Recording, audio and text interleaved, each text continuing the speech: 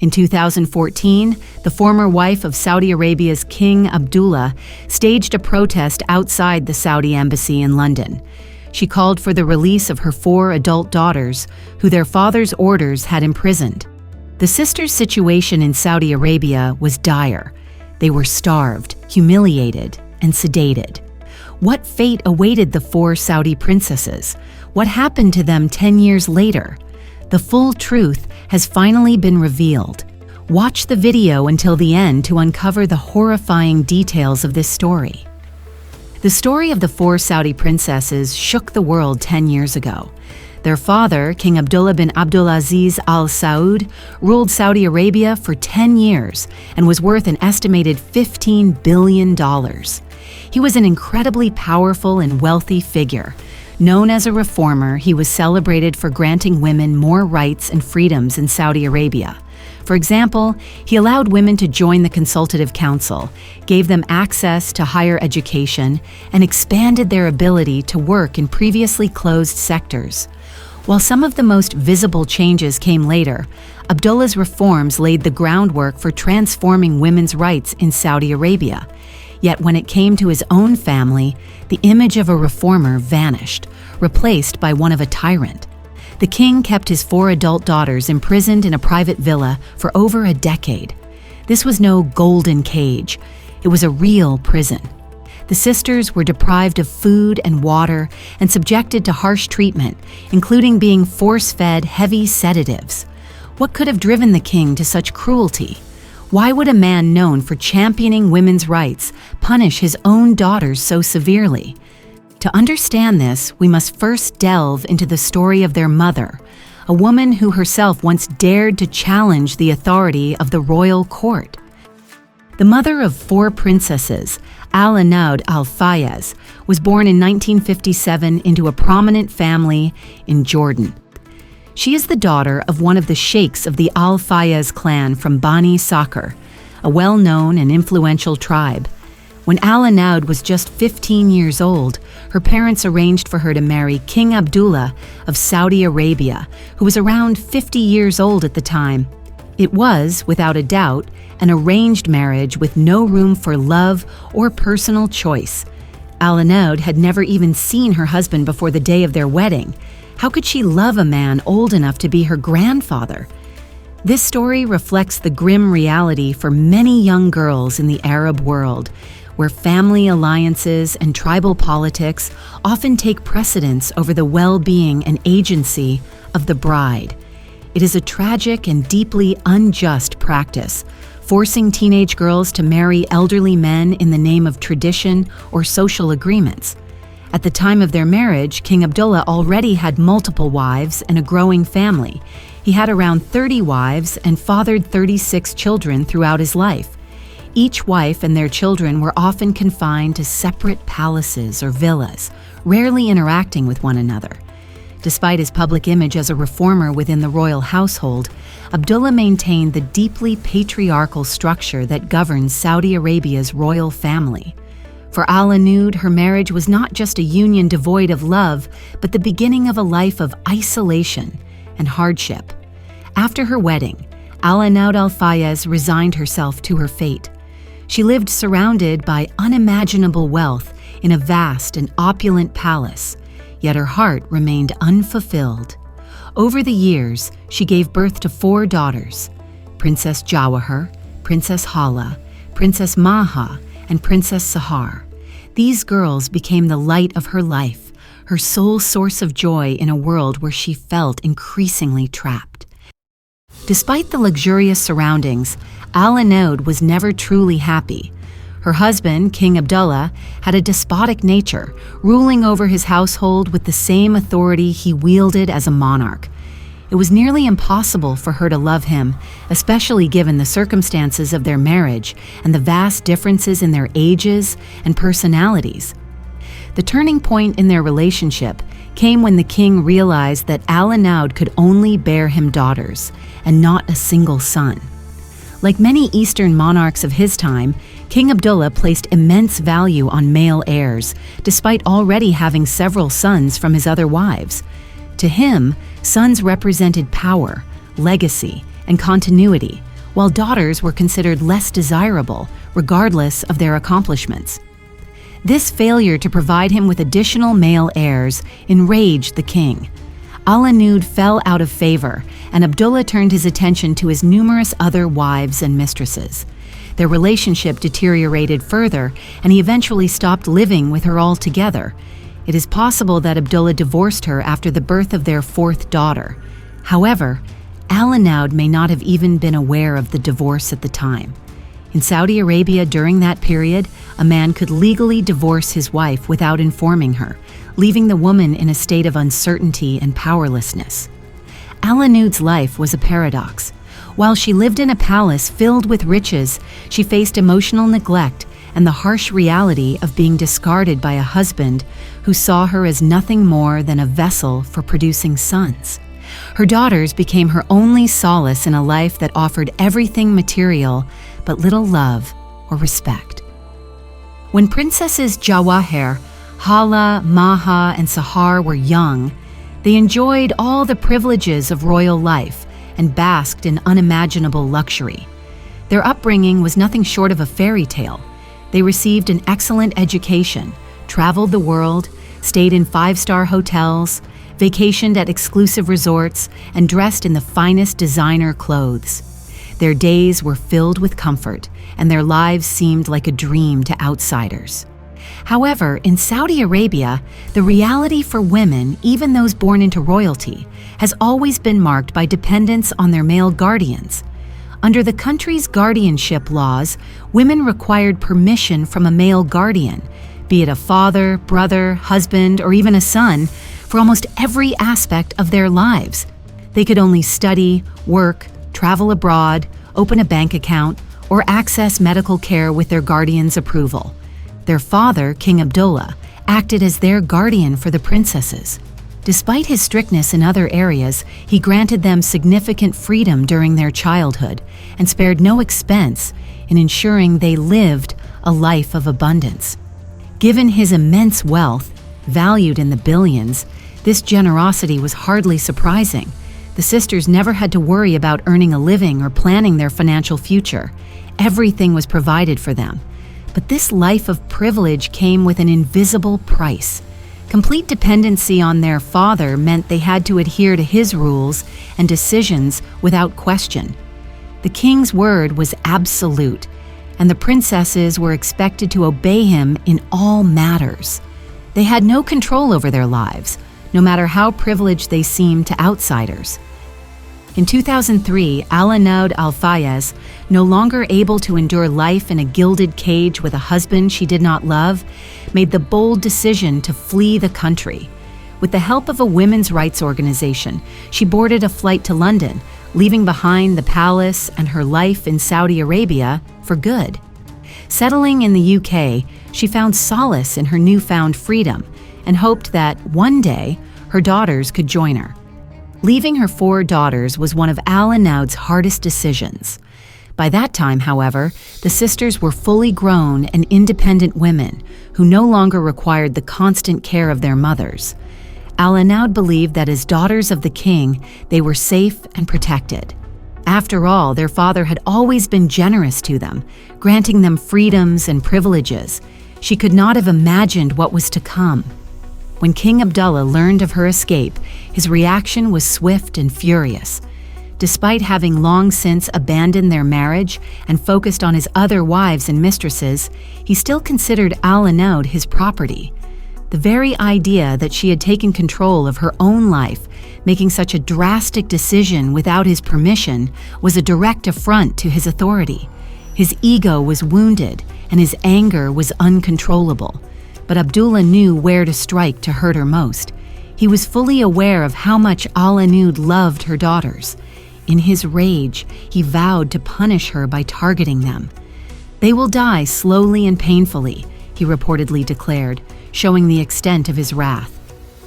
Immediately after her departure, the king revoked the sisters' passports, stripping them of the ability to travel or seek refuge elsewhere. He ordered them under strict house arrest, confined to a private villa. What had once been their home now became their prison. This was no idle punishment. It was the beginning of a nightmare that would last for over a decade. King Abdullah had another deeper reason for placing his 4 daughters under house arrest and isolating them from the outside world. As they grew older, the princesses began asking uncomfortable questions about the state of affairs in Saudi Arabia. Highly educated, intelligent, and compassionate, they could not remain silent about their observed injustices. They advocated for human rights, justice, and equality. Taboo topics in a monarchy where dissent was crushed swiftly and mercilessly. One of the most outspoken sisters was Princess Hala. While working as an intern at a hospital in Riyadh, she made a shocking discovery. In the psychiatric ward, she found political prisoners who were being forcibly sedated, punished with heavy medication simply for expressing opinions that differed from the government's narrative. Horrified, Princess Hala spoke out, calling the authorities to address this gross injustice. She raised her voice to defend those who had none, determined to bring attention to the inhumane treatment she had witnessed. Her actions, however, did not sit well with the king. For Abdullah, any criticism of the government, even from his own daughter, was intolerable. His response was swift and brutal. He ordered Princess Hala to be arrested and sent to a women's prison in the desert.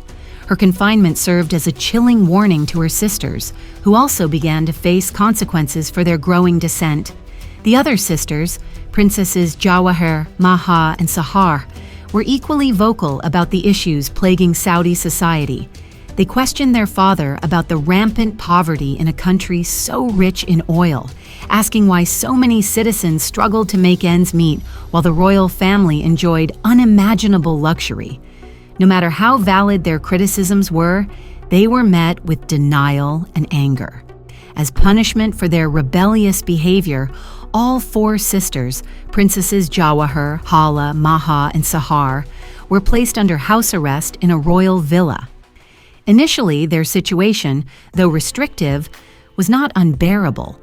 They were allowed limited outings under the strict supervision of guards and had access to the internet, which enabled them to maintain contact with the outside world and their mother, Al-Anud. However, as the sisters continued to resist their confinement and share details about their treatment with the world, their conditions began to deteriorate. The king, furious over their defiance, imposed harsher and harsher restrictions. They were deprived of food and water for extended periods, denied medical care, and forcibly sedated with heavy medications to subdue their spirits and voices. Sometimes they were physically abused and insulted by their half-brothers. By 2005, Al-Anud grew increasingly alarmed about her daughter's well-being. She feared for their lives, knowing how far the king would go to silence them. She refused to remain passive despite being thousands of miles away in London. In 2014, Al-Anud took her fight to the global stage. She began pleading with the international community for help. She staged protests outside the Saudi Arabian embassy in London, holding signs and demanding her daughter's release. She penned a heartfelt letter to then U.S. President Barack Obama, urging him to use his influence to pressure the Saudi government. Additionally, she gave interviews to various media outlets, shedding light on the plight of her daughters and the injustices they faced. But what did Al-Anud manage to accomplish? Was she able to help her daughters?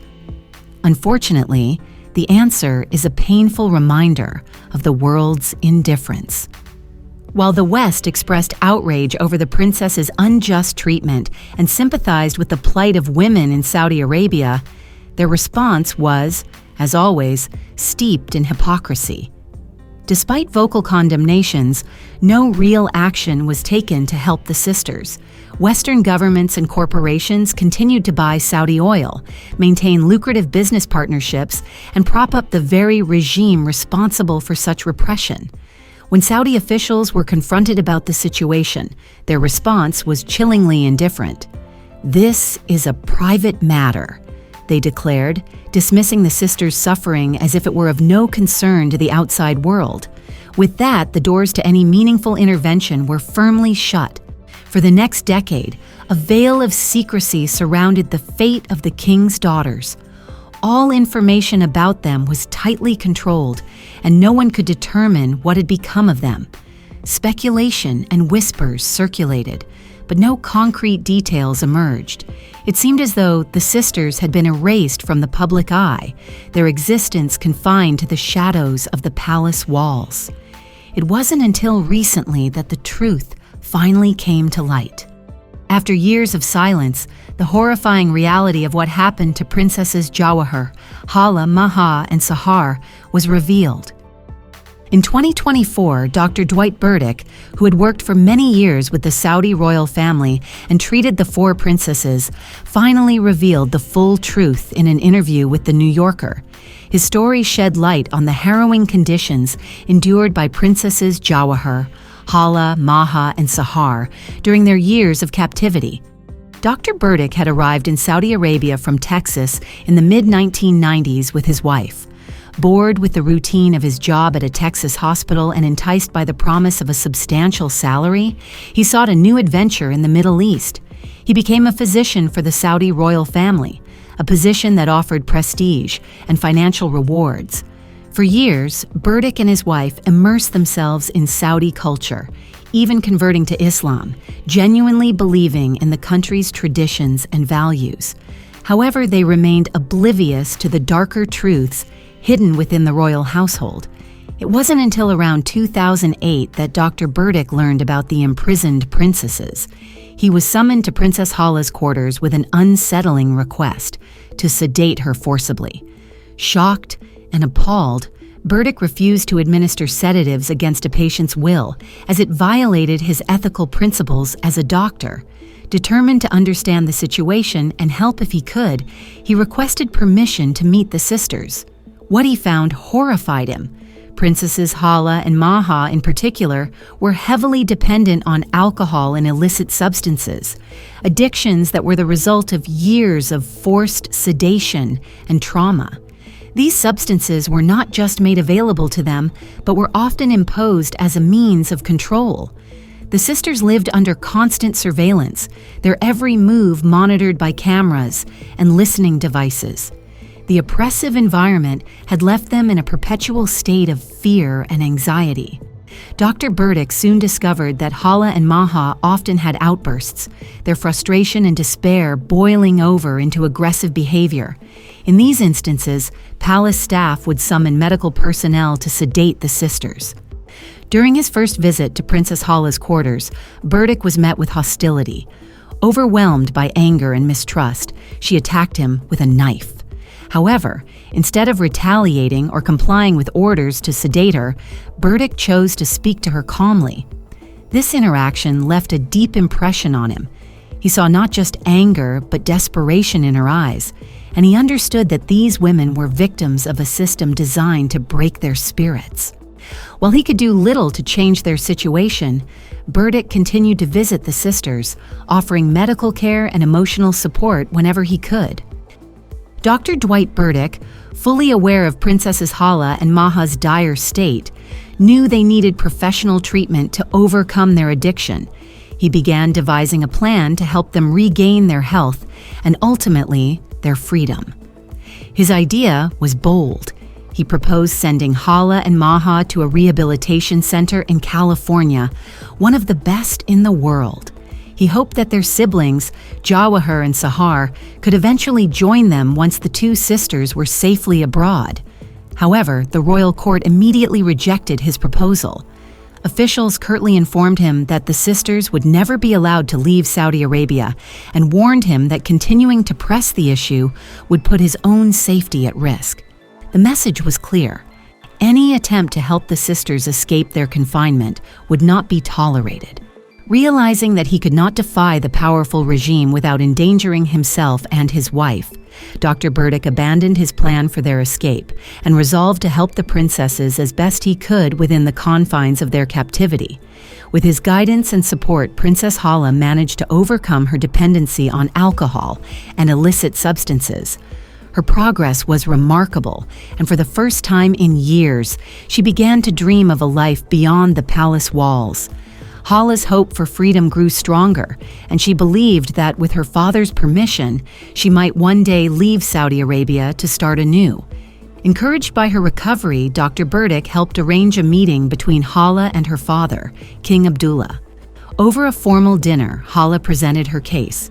She told the king about her recovery, renewed purpose, and desire to travel abroad. She asked for his permission to go to Italy, where she hoped to build a new life. King Abdullah listened to her carefully, but his response was as calculated as it was dismissive. He told Hala that her request would only be considered under one condition. She must first marry a Saudi Muslim man of his choosing. Only after fulfilling this requirement, he said, would he entertain the idea of granting her permission to leave the country. Hala was devastated.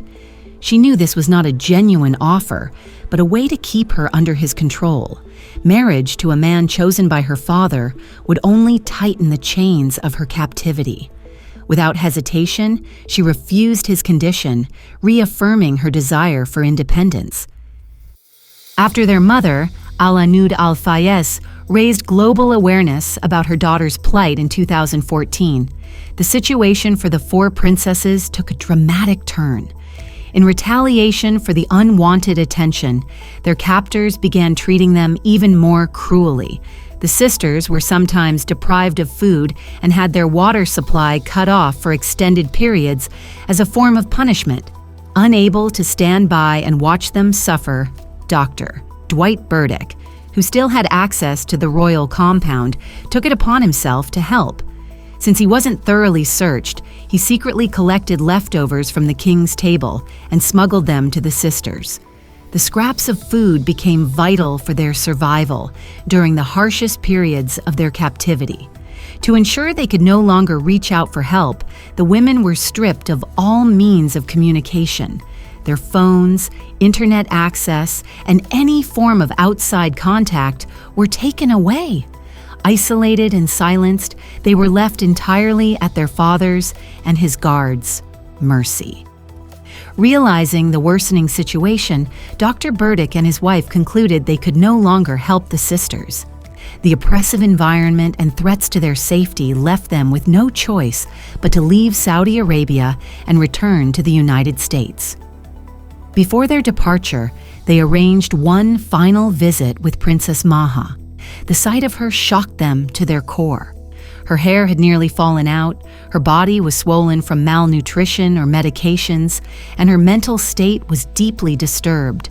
The vibrant young woman they once knew had been reduced to a shadow of herself. King Abdullah bin Abdulaziz Al Saud passed away in 2015, yet even after his death, the sisters remained imprisoned. Before his passing, the king reportedly vowed that the women would never be released, ensuring their continued captivity even beyond his lifetime. In 2021, years after leaving Saudi Arabia, Dr. Burdick learned heartbreaking news from friends who still worked there. Princess Hala had passed away from an unnamed chronic illness. The royal court announced her death, but offered no further details, leaving the circumstances in mystery. 6 months later, Princess Maha also died. This time, the palace didn't even release an official statement. Her death was briefly mentioned on social media by a humanitarian foundation linked to King Abdullah. The fate of the two remaining sisters, Princesses Jawahar and Sahar, remains unknown. It is believed they are still held in confinement in Saudi Arabia, but there is also the haunting possibility that they may no longer be alive. The lack of information surrounding their lives only deepens the mystery and tragedy of their situation. Their mother, Al-Anud Al-Fayez, lives in London, hoping she might see at least one of her daughters again. Despite the many years of silence and uncertainty, she refuses to give up on them. Do you think such a reunion is possible? This story highlights the harsh reality of living under a repressive regime where women have no rights or freedom.